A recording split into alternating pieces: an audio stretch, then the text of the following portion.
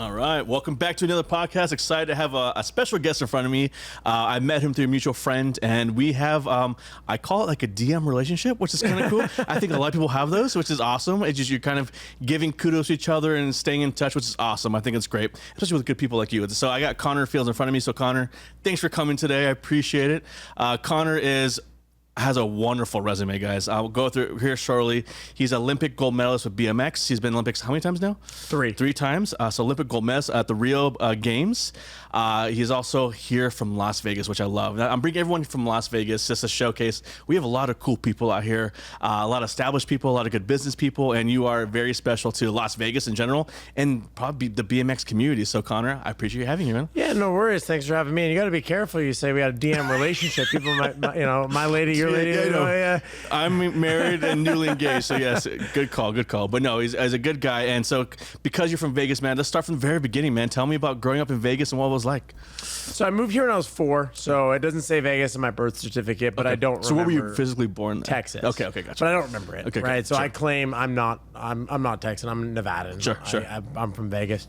And growing up here, and I got asked this question a lot, especially doing media with the Olympics. Yeah. What's it like growing up in Vegas? It's very normal. Sure. When you're 8 years old, 9 years old, you're not going and hanging out on the strip. Right. I hope not. Yeah. It was normal. And you don't also have anything to compare it to. Yeah. So it was just my childhood. Yeah. Where I think I realized it started to get different is when you're a teenager and when you're 16 years old and you're sneaking into the hotel pools, right? That's a Saturday activity. You're going down to, and they're a little more strict now than they used to be, but you could get into the Mandalay Bay pool and just go hang out. Or, people on prom night would rent a hotel room, and that would be where you would have the after party. Like things like that weren't necessarily normal elsewhere, but until your late teens, it was pretty normal. That makes sense. I have seen prom here or dances in Vegas. I grew up in Southern California, where the kids would go to the dance just for photos and then they leave immediately. They make an appearance. Yeah, that's crazy. Yeah. So who stays, or does anyone stay? It's been a long time, right? It's probably changed, especially now with look. I don't pretend I can even understand, because kids go to school now in pajama pants and Crocs, and if I would have gone to school in pajama pants and Crocs, you send you home, or sent home. Yeah. So I don't pretend to know anymore, but it used to just be, and this is probably a pretty Vegas thing. Yep. The glitz, the glam. It's got to, you have the limo, and you drive down the strip, and you take photos of the Las Vegas sign, Gotcha, and it's a very we some years would go to a show it was just a very Vegas-esque prom, if you will. Yeah. Okay. So where in the valley did you grow up? Henderson. Okay. What part? What area? So Green Valley. Okay. I grew up a mile from Green Valley High School. I went to school at Green Valley High School. Okay, so that's where your area grew up in. And so, like I said, he is a BMXer. So when did you start getting on the saddle? What'd that look like? I was 7 years old, and my mom found a flyer just at the bike shop advertising the local BMX racing track. It was out over near Nellis Air Force Base. Okay. And complete opposite side. Yeah. And she decided that I would probably like it. I liked all sports. I was really active. And she said, let's go try it. So the next week we went out, we just watched the races. Okay. I didn't compete. I just checked it out. But immediately I thought it looked amazing, and I wanted to try it. So the next week we loaded up the car, and I had my helmet on before we backed out of the driveway. My mom loves that story. And I wore my helmet the entire time on the way there because I was so excited. And after that, I never looked back. I played other sports till I was about 10 or 11. Okay. But at that point, I just locked in on BMX. The first race that you saw, was it like just riding in circles, or was it actually like the official There's course? There's a course. Okay. Yep. So we went and we watched the course, right? So there's different disciplines within BMX. There's freestyle, which is the skate park and the tricks and that. Then there's the racing, where if your hands are off, that's a mistake. Something went very wrong, right? And so that's what I did. If my feet and hands are off the bike, things have gone south. Okay. But it's a course. It is point A to point B. There's jumps, there's turns, there's obstacles. Okay. And the word BMX actually stands for bicycle motocross. Okay. And it was invented by kids who would watch motocross and then they would take their bikes and try to mimic what they saw. Oh, okay, interesting. So that is how the sport got to start. And what year was that? What do you have an idea when that 1999. Okay, or when it started. When I started or when it started? When it started. Late 60s, early 70s. Okay, gotcha. Okay, and then Southern California. Okay, did it take a long time for it to catch on, or was it a long progression, or did it catch on pretty quickly through the masses? Pretty quickly. Okay, yeah, gotcha. It became like kind of the entryway, and even today, it's kind of the entry point. Like people start with BMX and then they transition into motorcycle racing. Oh, okay. Not all. Some people don't. I never did. Yep. But that is kind of the natural progression. And you know, in the early, if you think back to like early 2000s, late 90s, like the X Games, when that was at its peak, Yes. BMX was also kind of at its peak, both freestyle and racing, because there's so much interest in it. So my guess, you were one of the few kids who kind of stuck with it for a longer period of time. Did kids just start dropping off as they get older, or was it? Well, tell me a little about that. Yeah, I mean, it's just like any sport. Kids get new interests, they try new sports, they move, you know, whatever happens. Yeah. The biggest points of drop off are usually high school. Okay. It's like 13. Okay. So when kids are growing up racing BMX and then they get to high school and they want to play football, and then they go play football. Got it. And then the next point when people drop off is 16, cars and girls. Okay. You know, that's kind of the point. Or a job. Yeah. Or a job. The cars, girls, job. Yeah. That makes sense. To pay for the girls, pay for the car. Yeah, exactly. That makes sense. Okay, so you did BMX, and then when did you realize, like, all right, this is something I really, really want to do? Was it a win? Was it a loss? Like, what was that? I always knew. I mean, I was always hyper competitive. Sure. Ever since from a young age, no matter what I did, not just BMX, I was always competitive. I wanted to win. Yeah. Don't worry, I'm not like that anymore. We can play Monopoly, and I won't flip the table. So I was always competitive, and I always was into it and worked hard. But it was when I watched the Olympics in 2008. So BMX racing was the first action sport added into the Summer Olympics. Gotcha. So the Olympics saw the success of the X Games, and then they added snowboarding, like half pipe and stuff like that. That was the first kind of more like action sport, mainstream sport that was added into summer or winter. And then Shaun White and everything caught fire and it crushed. So they said, we need to start doing that in the summer side too. Yeah. So BMX racing was first. And in 2008, when I watched BMX racing, I thought it was the coolest thing I'd ever seen. Okay. I was 15.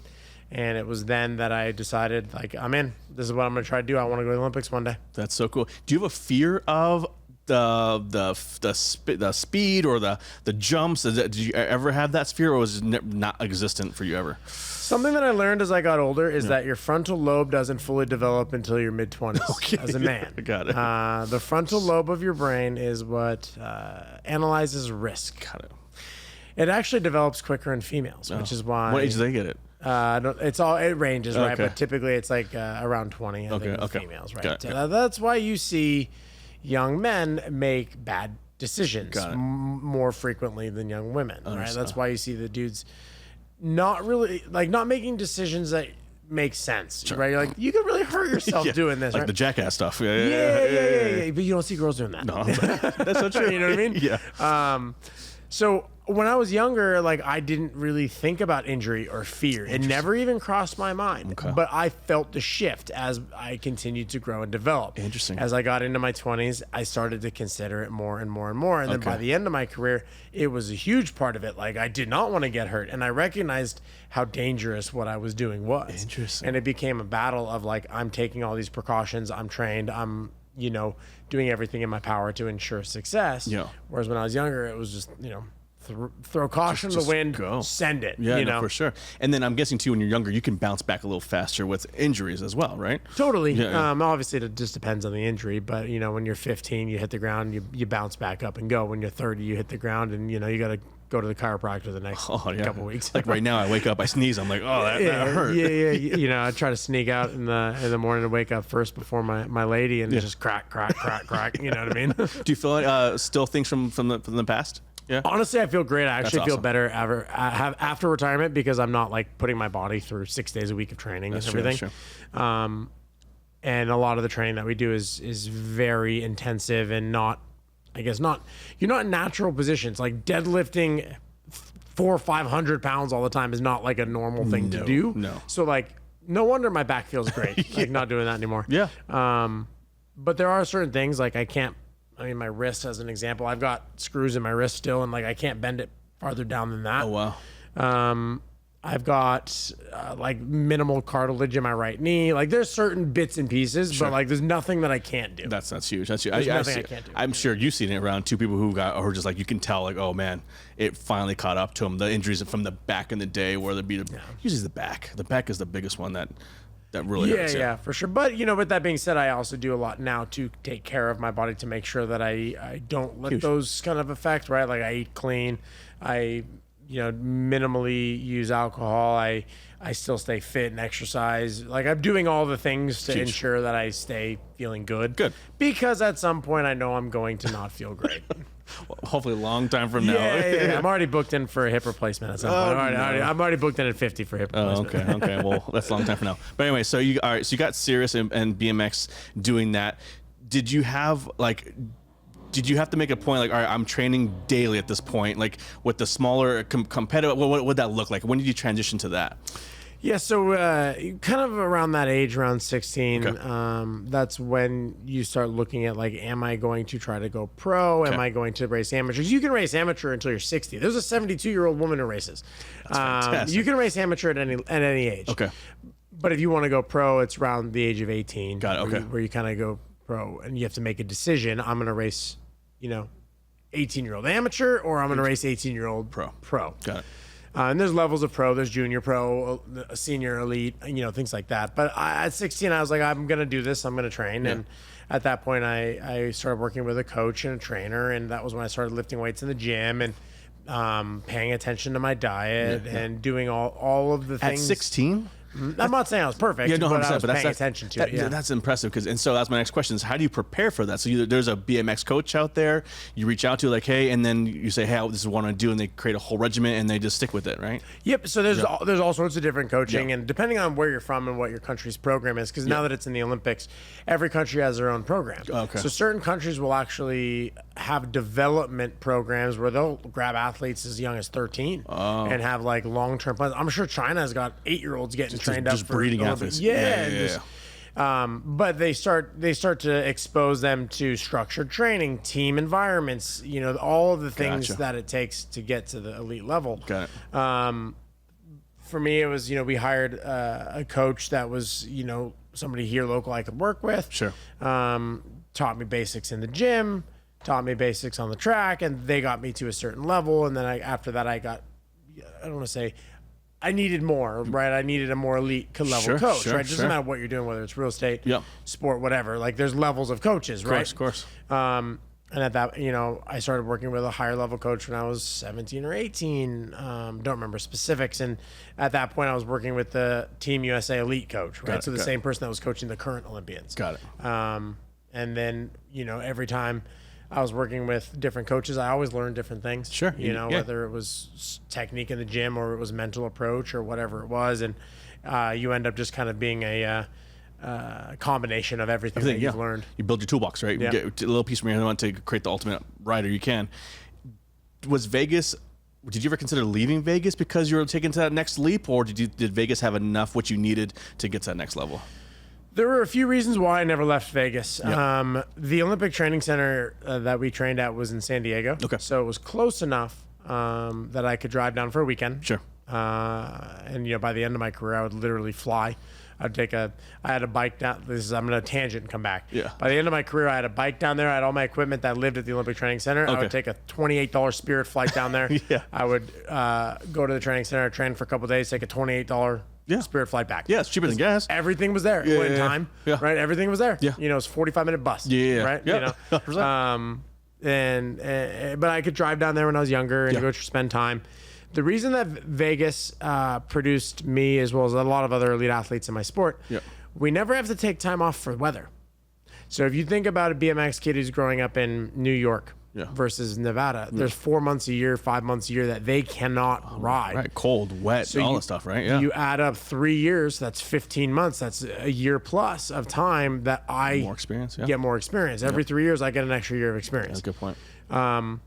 And not only just the snow and the winter, we don't even have rain. Yeah, we never have any time off. We don't. So I just ride. I never had to stop. That's true. And then as I got older, part of the reasons, started to expand into there's no state income tax. Yeah, I'm on the road competing at 25 events a year. I'm on the road half the time. Yeah. why am I going to pay taxes for a state that I'm not even at? Interesting. When I bought my house, it was free. It was 2012. It was free, right? It was, it was so much cheaper than California, and everything was low, but it was affordable. International airport. I can go anywhere I need to. The airport's really convenient. Yeah. You know, there was reasons why I didn't leave. Yeah. Okay. So because you could have, I could have, and but you decided like, hey, with all these other boxes that I checked, it makes sense to be here still. Yep. No, that makes and sense. then also family and friends and things like that, because it is a lonely world. It is a lonely life when you're in an individual sport, traveling around the world, oftentimes by yourself. Yeah. And it was always nice to come home and have home base of friends and family and people I'd known since I was a kid, and I wasn't alone. Yeah. Because if I had moved to, I don't know, a lot of people are training in Florida now. So if I'd moved to Tampa, right, I don't know anybody. No, 100%. So now I'm on the road 25 weeks a year, and then the rest of the year I'm sitting at home by myself. No, that sounds awful. Yeah. Sounds awful. You got to have people around you, and people you want around you too, right? Yeah. So all right, so now you're training, you got the coach kind of thing. When did you say, all right, I'm gonna try out for the Olympics? What'd that look like at that point? So with the Olympics, there's not really tryouts. Otherwise, you know, can you imagine how long the list would be if you could try out? I'm gonna try out for the Olympics. Yeah. Good point. Good point. So there are all these, you know, documents online for every sport of the way that it works. Here's how you qualify for the events that qualify you for trials. Yeah, that makes sense. Yeah. Right. There's like layers to it, right? Sure. And so it's this funnel, and it gets down to the final, you know, whatever top 10, top 20, top 30 athletes in the sport. So I was doing the events, the World Cup series, which is the events that qualify you for the Olympic trials. And those are international too. Those tournaments are the World Cups. Yeah, okay. They're all around the world. Gotcha. So, okay. You know, I mean, my first one I did internationally. I did my first one. First one I ever did was in San Diego in 2009, but in 2010 I was a senior in high school. Okay. And I went to Madrid, Spain, Copenhagen, Denmark, and Fréjus, France. Wow. And you're solo doing and trips? South Africa. A couple of them I went with Team USA. A couple I went with my dad. Gotcha. Very cool. Because I was underage for a couple of my before I turned 18, so I was not allowed to go without having a parent guidance. Yeah. But yeah, so like, I mean, looking back, it's like absolutely crazy to think like my senior year of high school, I went to Spain, Denmark, France, and South Africa. Yeah. Right. Like that's not normal. Usually we go to Pahrump. I think I had like 40 days missed school my senior year, but I graduated with honors, and like I did all my homework. Impressive. I made all my makeup work. Yeah. But like they were about to not let me graduate, and because I missed too many days. You guys are unexcused absence. Yeah. It was like, guys, I'm trying to go to the Olympics here. Like, come on. It's for USA, guys. That's. Are you anti-American? Wait till you hear the college story on that.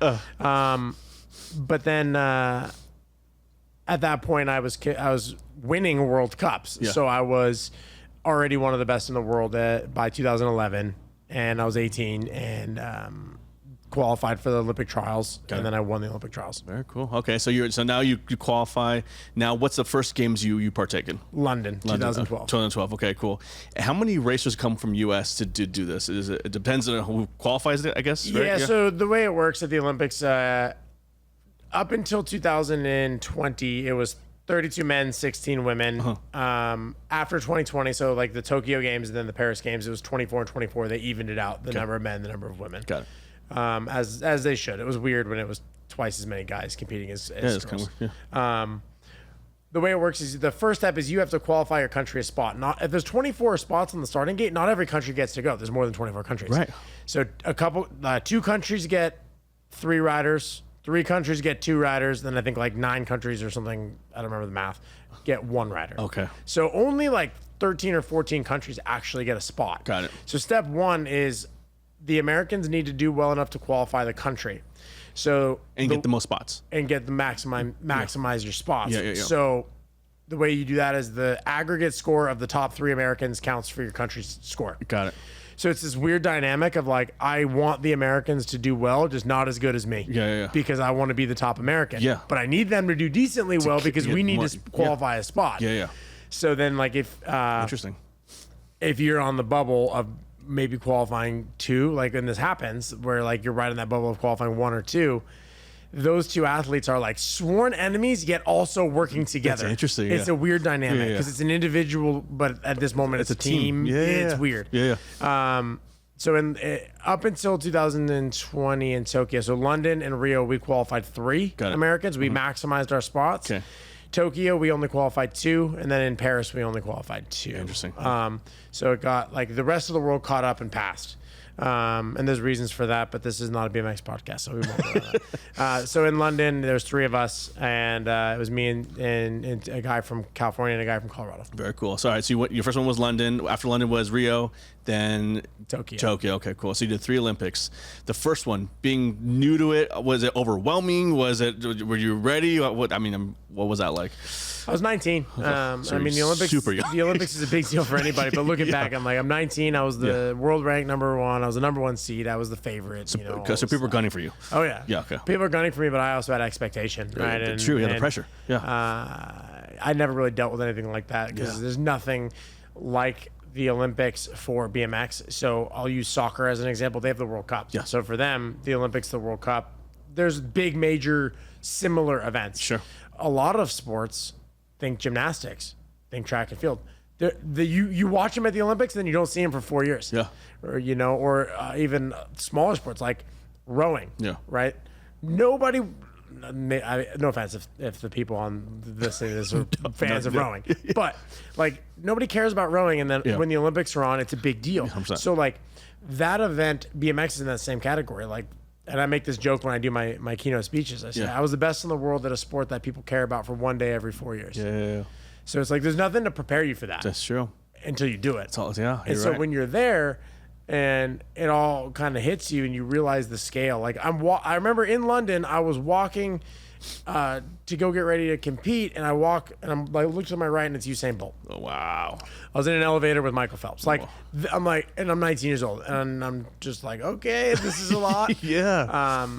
Long story short, I was on fire. I won everything until the final, and then in the final, that was when it hit, and I just choked. Yeah, wow. Just choked in the final. Wow. And then it was all. I got 7th, and it was all over. I was the 1 seed, should have won, and didn't.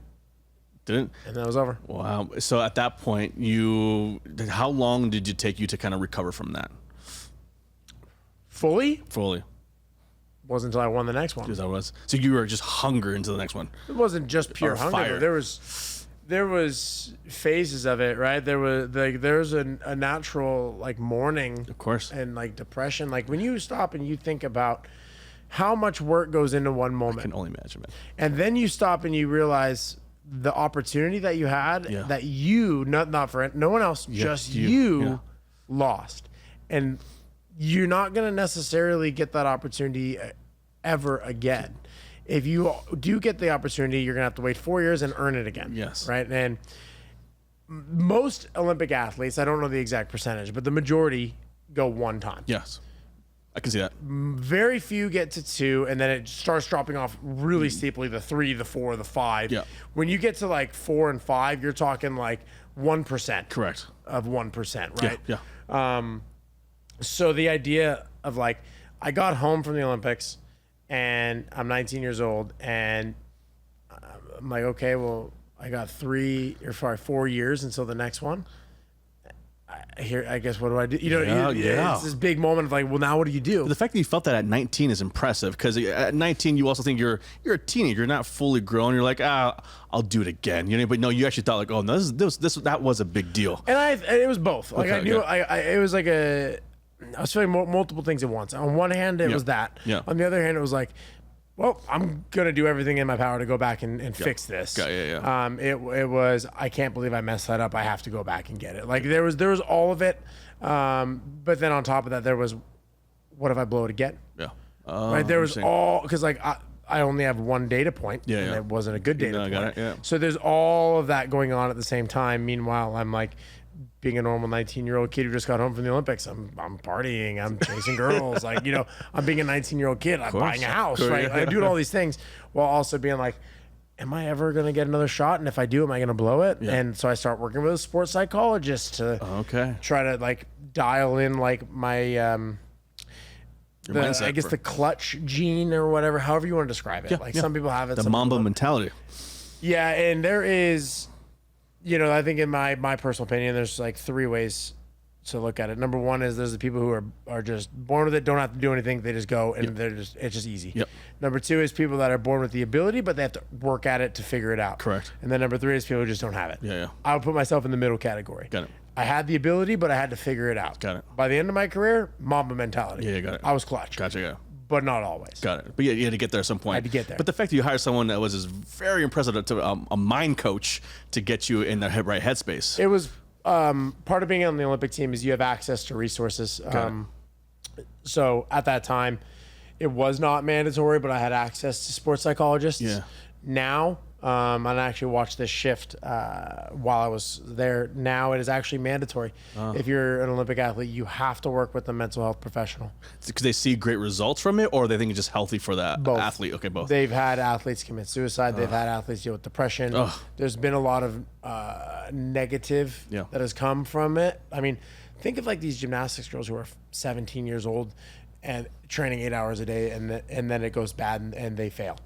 Like, I can't imagine. You know what I mean? 100%. Like, so there's like pieces of that. Yeah. But then there's also, like, I was part of a study after my second Olympics. I was part of a study that they did trying to figure out what can we give athletes to avoid having the first Olympics go bad and then the second Olympics go well, because there is a trend of Olympic athletes blowing it the first time, fixing it the second time. Well, that's good. And so they're trying to figure out, like, how can we avoid the mistake the first time around. Okay, just starting it early. Okay. Because, like, of what happened with me, of like, just how do I do this? What do I do? This is huge.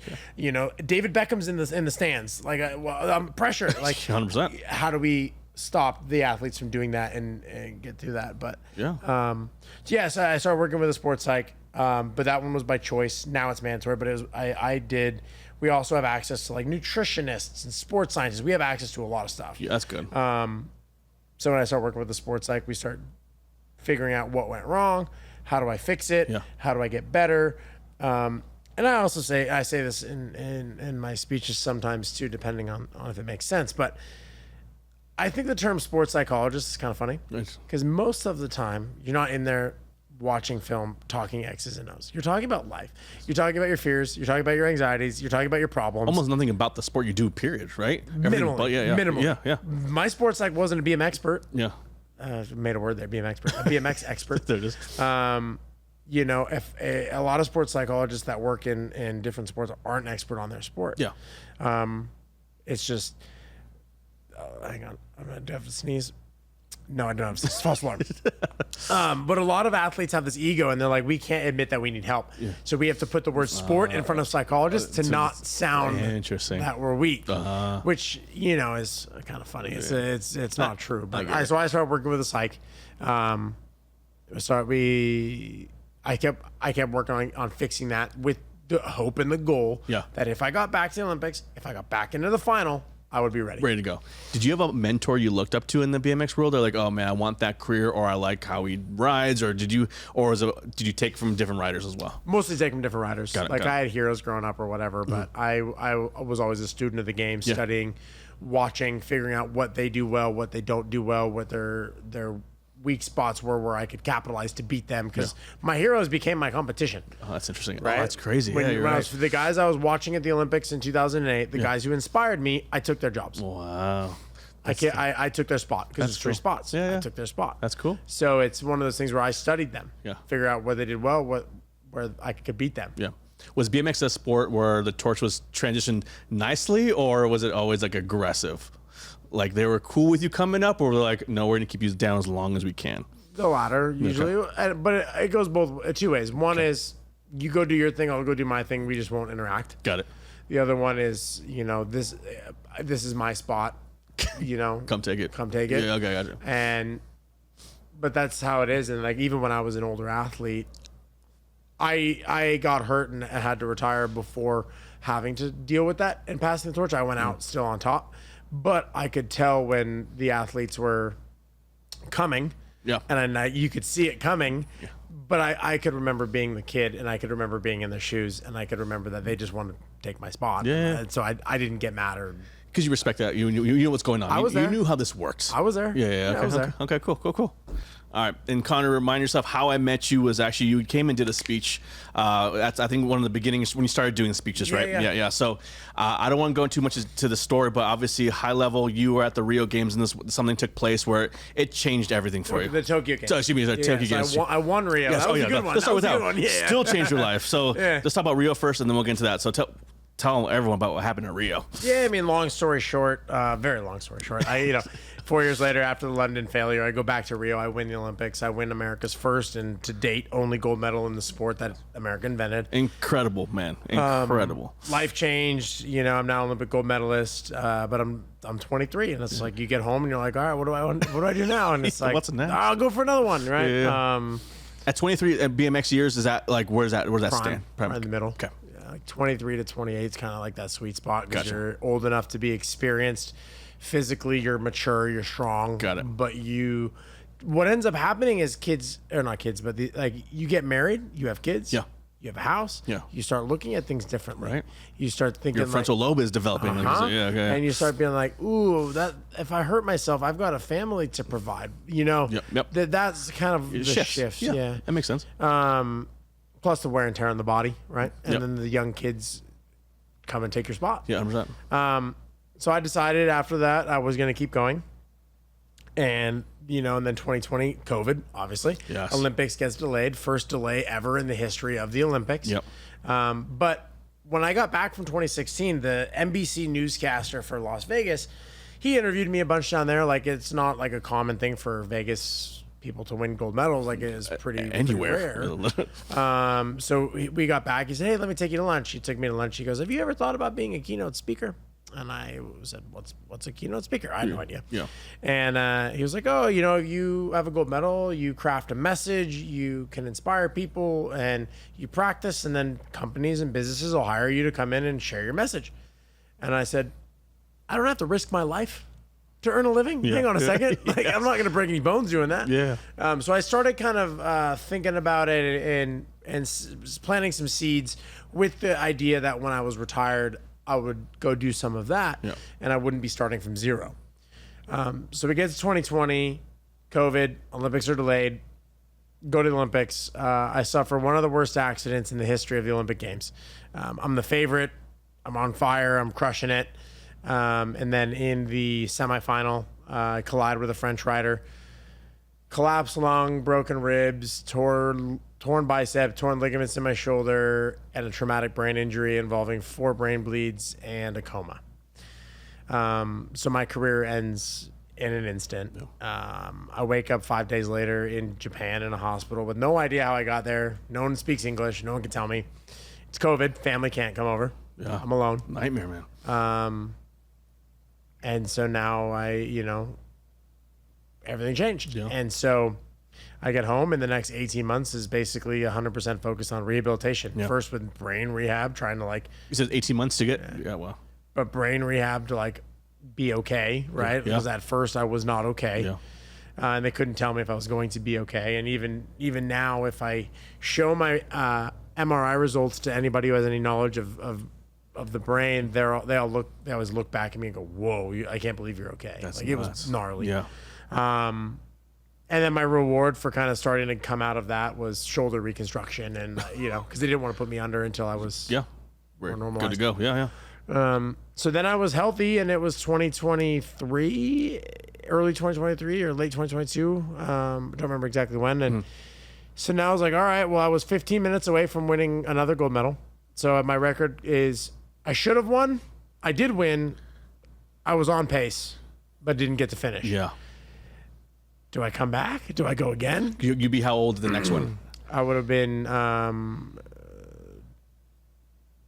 30. Okay. Yeah, 30.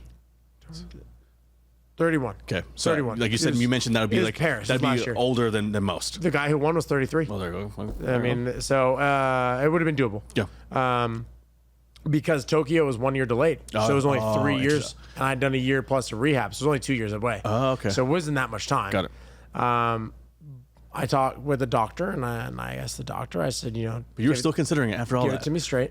It's a competitor in you, right? Like when you're 15 minutes away from winning a That's gold medal true. and then it gets ripped away from you, I can imagine. not really your fault. Like you're like, oh, I've got to finish the job. Yeah.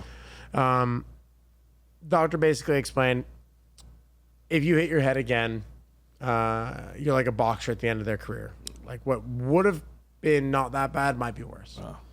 Not gonna tell you not to. If you don't hit your head, you'll be fine. Yeah. But if you hit your head again, it's gonna be dangerous. Yeah. And so I thought about it for about a week or two, and then I was like, you know what? Like I don't need to risk brain damage to go to my 4th Olympics to win another gold medal, like all these things. So I made the decision to retire, and I had no regrets about doing that. Yeah. I ended up actually commentating the Paris Olympics for NBC, which cool. was great. Yeah. A totally different experience, but I still got to be In a your part sport of it. or all sports? BMX racing and freestyle. Oh, very cool. I got to do 2. Cool. So I got to, enjoy it from a different perspective, Yeah. right? So the BMX has been in the Olympics 5 times. I've been at 3 of them, commentated 1, and then the other one was the one that sparked the dream. Yeah. So I've always been able to be a part of it, which is great. That's awesome. And then I was like, all right, so I'm going to be a keynote speaker now, like I had kind of gotten into, but now my story is very different. Yeah. Now my story is not just about winning a gold medal. Now my story is I'm the only Olympic athlete in the history of the Olympics who has won a gold medal and nearly died while competing at the Olympics. Jeez. So that is about as far on the spectrum as it As you gets. can, yeah. The only farther one is if I actually died. Died. Which in that case, you don't really get credit for it because you're not around. No. So I've got the spectrum, the highest of highs, the lowest of lows, and there's a 7th right in the middle. Yeah, I used to think 7th was bad. 7th isn't so bad now. Not anymore. So now, the one common thread between every moment was you come to this thought of, what do I do now? Yeah. Now what? You win the Olympics. You're like, well, what do I do now? Yeah. You just got, medically retired. Everything went wrong. Well, what do you do now? Yeah. Right. I just got 7th. It went wrong. Well, what do you do now? Yeah. Right. So like that is the common thread amongst that entire thing. And that's what my entire presentation is about like that. As we all have that in common. Every single person on earth has next? moments where they go, now what? What's next? Yeah. It's about how to continue moving forward after high success, epic failure, and everything in between. Yeah, because to your point, you're the highs and the lows of the lows, but you found a way to get through every single one of them. And whether it be the high, you continue to push, or low, you continue to push to get obviously past the 7th and also not past dying. Let's start with that, which was incredible. But no, I heard your speech, and it was one of the first ones you did, kind of thing, and it was amazing then because your story is absolutely incredible, and I'm sure it's only getting better ever since. Because up to your point, the more and more you do it, the more comfortable you are. Anything else, but names of the companies you spoke for. I mean, I guess I'll just start with the most recent. So, Sports and Tourism Event Association, Inman News twice, Flagstar Bank, some stuff locally you might know, like Star Nursery, American Public Works Association. I have a contract this fall with Dignity Health. Okay. There's a bunch more. I'm no, that's fine. It just shows you variety. It's a variety of businesses. Yeah. No, it's not like one segment. It's because your story, colleges. Yeah, your story impacts a lot, right? And so I think it's important. But your story is absolutely amazing. It's incredible.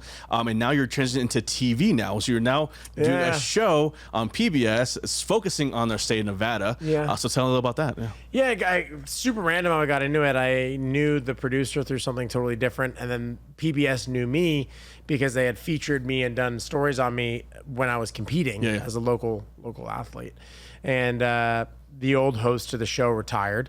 They needed a new host. The show is called Outdoor Nevada. We go around the state highlighting outdoor activities and, landmarks, state parks, the wildlife here, things like that. Yeah.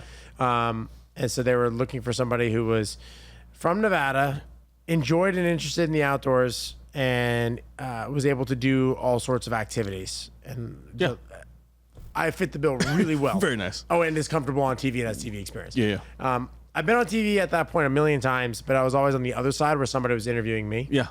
I've done the highest level you can, the Today Show live, right? Like it doesn't really get higher than that. Correct. But they're talking to me about the thing that I'm an expert at, whereas now it's a flip side. I'm interviewing a biologist about a frog. I don't know anything about this frog, right? But this biologist is an expert, the world's foremost expert about this frog. That's fantastic. Right? So it's just, I had to learn how to go the other way. Sure. But it's been a blast. The show has a great crew. We were recently nominated for an Emmy for the show, which is great. Huge. The episodes are all on YouTube. You can find them. Very cool. But a lot of people use them to find things to go do around here. Yeah. Did it open your eyes to stuff? Oh my gosh, Nevada's way cooler than I thought. That's awesome. Like, I didn't think it was uncool per se, but I've now explored dang near every inch of Nevada. That's cool. There's a lot more here than even I realized. That's so cool. It's a big state, and you forget how big it is, right? When you're driving it, it's big. We're just so used to our bubble, the valley, right? So there's a lot of cool places outside. Yeah. Two things. One, the entire middle you can't go to. Yeah. Area 51. Yeah. So we've been all around Nevada, but not the middle. Yeah. But the other thing is too is we're into this bubble in the valley. Nevada is very green once you get a couple hours north and very mountainous. Yeah. Nevada has more mountain ranges than any other state in the country. That's crazy. It's like got over 300 named mountain ranges. Wow. So it's basically just, if you look at Nevada on a map, it's just like mountain range, like just dotted with mountain ranges. Yeah. And so when you're driving around, each mountain range is unique. It's different wildlife, different ecosystems. It's beautiful. Yeah. And you get up there and it's a lot more diverse of a state than even I thought. Yeah, no, you think it's just desert and cacti, but it's got a lot more of that. It's desert and Reno, right? But there's more to it. Oh, very cool. So, do you plan? Are you able to ride your bike on any of these stuff? Yeah, we do mountain biking. Oh, that's so cool. Mountain biking is really big in Nevada. Okay. So I mean, I've mountain biked up in northern Nevada, in Ely, in Austin, down here in Vegas. Yeah. So we do that. We've fished all over the state. You know, we've done all sorts of different activities. That's super cool. You just think about what do people in Nevada like to do? Yeah. Right. And so mountain biking and hiking and things like that are big. So we highlight some of that stuff. Yeah, I think it's funny. We get a lot of visitors who come to Nevada and go, man, you guys have amazing hiking and trails and the photography on Zion, all that stuff. We're like, yeah, you forget you have this stuff. Yeah. It's world renowned. People travel here just Red for Rock, that. 20 minutes down the road is Red Rock. Yeah, we just drive by. Yeah, we like, we're like, oh, the casino's over there. You know, but a lot of people come. Did you see the sphere? It's amazing. Right. A lot of people come from around the world just to go hiking out there. Yeah, it's so true. And you just, like, I grew up in, spoiled. 100%. I grew up in San Diego, California, right? And I the beach and the weather, it's amazing, right? But you just get used to it. And that's the same thing. I'm used to it too. But I think the show helped you to get out more and go, hey, we're pretty cool here too. We got other things besides the strip here too. Yeah. And that's good. 100%. So now you're retired, you're doing the speeches kind of thing. Where do you feel in your life? Do you feel was there something next after this? Or you feel like this is what I want to do? This is my calling at this point. I mean, I'm always open, right? Like, I think that's part of why I'm doing some of the things that I'm doing. Like, I had no experience hosting a TV show at PBS asked. I said, yes, I tried it. You know, what's the quote? You bite off more than you could chew and chew like hell. Yeah. You know, and you're doing that, yeah. And so that's how I started doing this TV stuff. I mean, my TV debut was the Olympics. Yeah. That's a big stage. You just go and you just figure it out. Yeah. You know, and with the speaking, but at the same time, I'm open to whatever comes, right? It's cool. If another opportunity comes, I'm open to it, and I'll say yes, I'll try it. That's cool. And I'll chew like hell. I think you're opening a lot of doors to different things you can do that you thought never could come across your plate, from literally riding a bike to hosting a TV show. Once again, spectrums. I mean, come on, that's crazy, and that's cool. But it wasn't a crazy transition because you did small things along the way to get to that. You're like the end game made sense why you're there because the things you were doing, and that's cool. And also people trust you, and that's huge too. So kudos to you for everything you're doing, man. That's awesome. Thanks. And I think a lot of it too comes from, you know, I can almost equate everything back to BMX. I learned discipline, hard work, doing your homework, you know, showing up prepared, practice training. Yeah.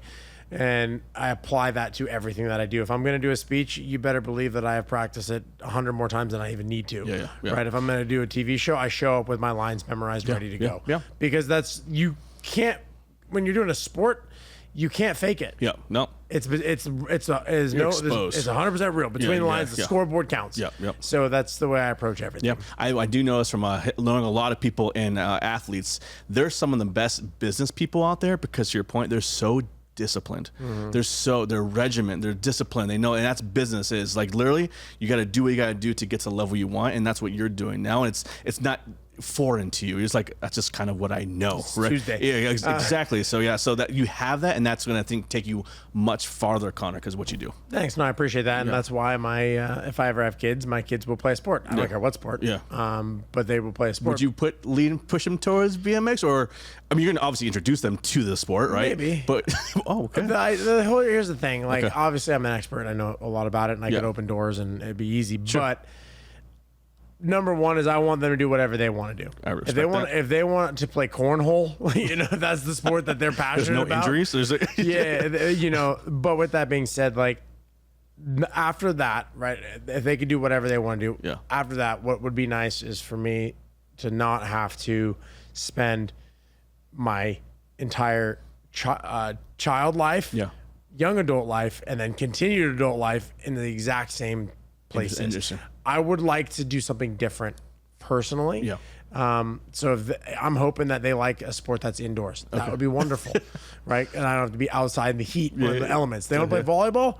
great. Let's go inside and play some volleyball. Yeah. But at the end of the day, whatever they want to do, I respect that. They'll get to do it. Very cool. I like that. But climate controlled, that sounds nice. Yeah, AC is awesome. 110 degrees in the summertime in Vegas, maybe not. That's so true. Well, good point. Well, I respect that. I think it's cool that you want to allow the kids to do what they do, and I think every kid's different. Their passions and their natural God-given talents. So obviously, you want to expose that, which is great too. But I think it'd be cool that your kids look up to you and go, man, my dad was an Olympic gold medalist, man. So you always see her that you have, is there pressure with these kids, right? Is there pressure where they're going to have like, dude, you better be good. If you're going to ride your bike, you better be amazing. Your dad was legit. Well, I always laugh. Like, I'm going to end up with a kid who's going to be, like into something super different, right? An artist. Right. Maybe they're in the theater or maybe they're like in a rock band playing the electric guitar, right? Or whatever. You just never know. You never know.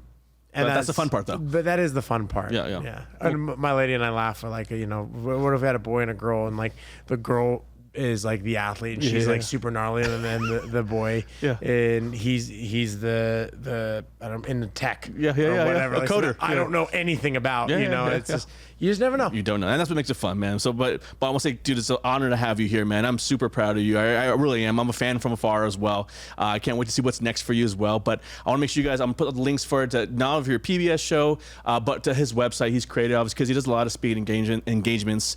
If you have a company out there that you think you could use, boost some morale, which is a good story. I think he has an amazing story. I'm excited to see you as you progress on that too, man. But one last thing, man. The feeling to represent your country is got to be one of the highest anyone can experience. I know the percentage of people who go Olympics is so small.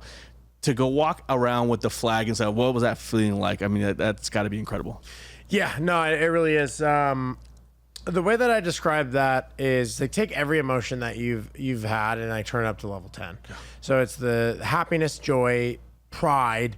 But you also start feeling things like gratitude and thankfulness because you start remembering like the journey, right? The journey, like your parents driving you to practice. You start remembering the coaches who picked you up. You start remembering all the little things along the way.